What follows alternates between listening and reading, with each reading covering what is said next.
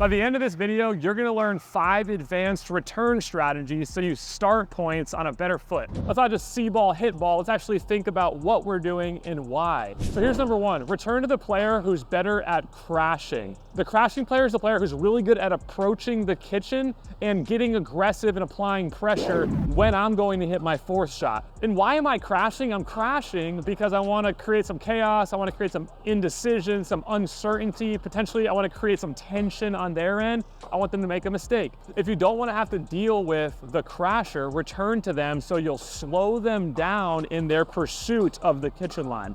A good example of this is when Ben Johns and Colin Johns would play Riley Newman and Matt Wright.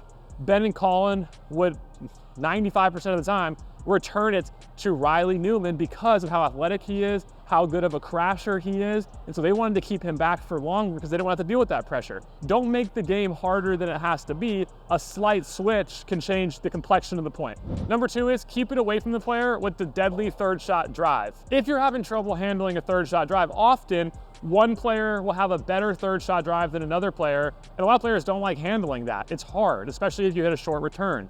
So one way out of handling that is to keep the ball away from the player who has the 3rd shot drive. And in this situation, Tyler's a player who actually does like to drive a lot of balls, and I'm the player that prefers dropping a little more.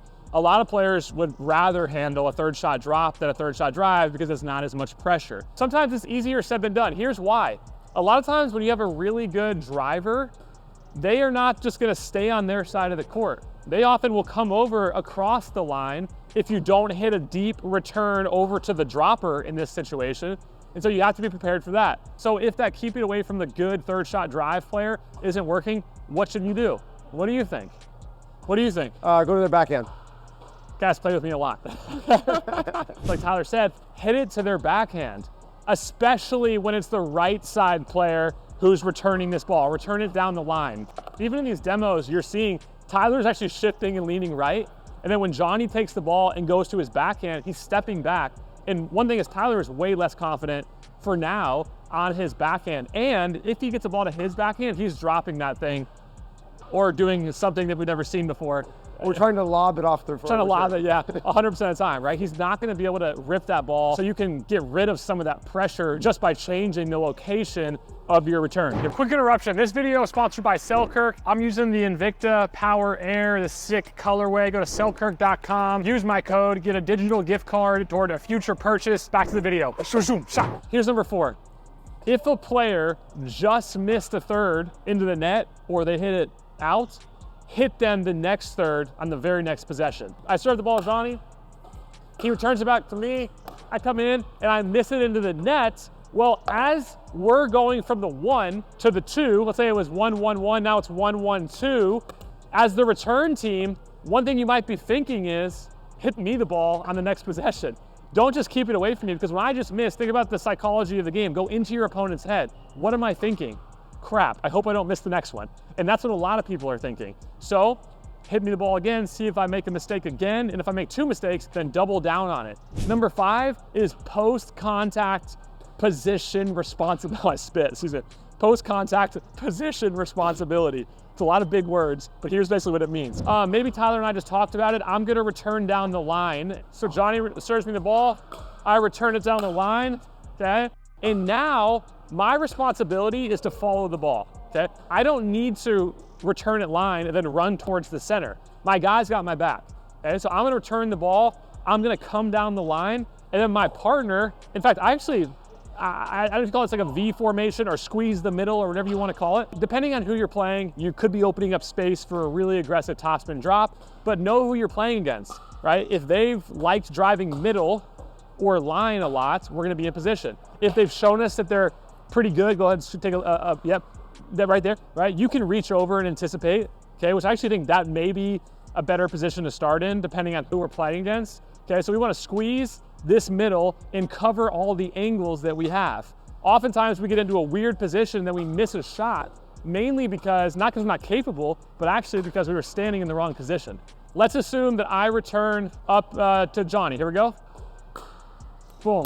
And I return it cross, and on my way in, again, I'm not gonna return it cross and then run here because I create this big gap in the middle. Look how much space is between me and Tyler right now. So where do you all think I should go? If you guessed at a diagonal following the ball, you'd be right. So I'm gonna come, cover in the middle. Now, a lot of times you might talk about this with your partner.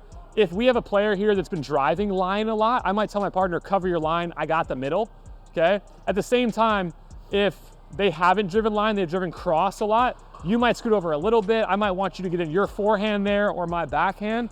But the main thing, you can take anything away from this, is communicate with your partner and understand this squeeze concept, and you're gonna force them to hit some really tough shots into the gaps. If they do it, adjust.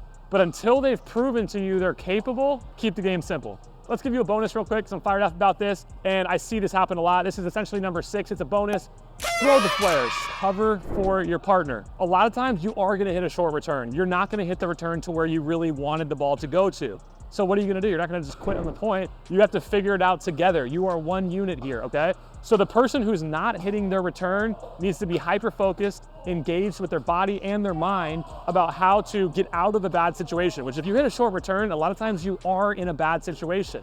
Okay, so Tyler gets the ball, little short return and pause right there.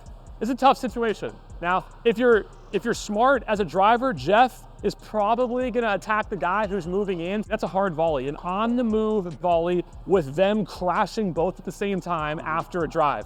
I don't like our odds in that. I like my odds anticipating stepping in, punishing one down at their feet, and then allowing my buddy, my guy, my friend, Tyler Koff, partner, I wouldn't say that. They ask you how you are. To cut.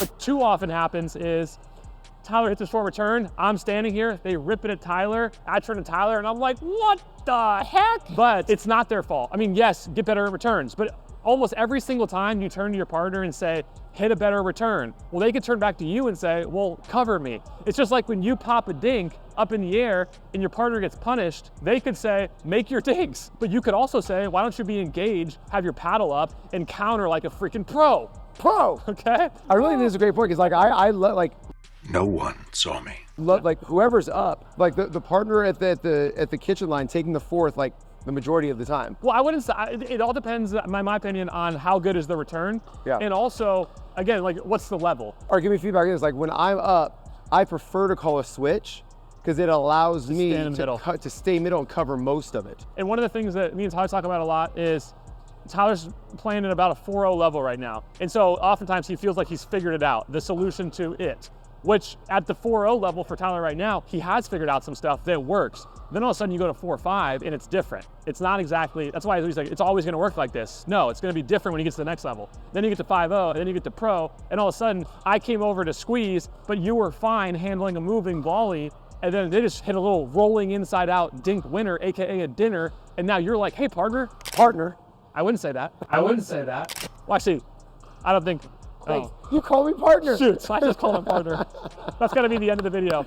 If you enjoyed that video, check out this video on how to beat bangers, because these two things go hand in hand with how to beat those players. Let's go, talk to you soon.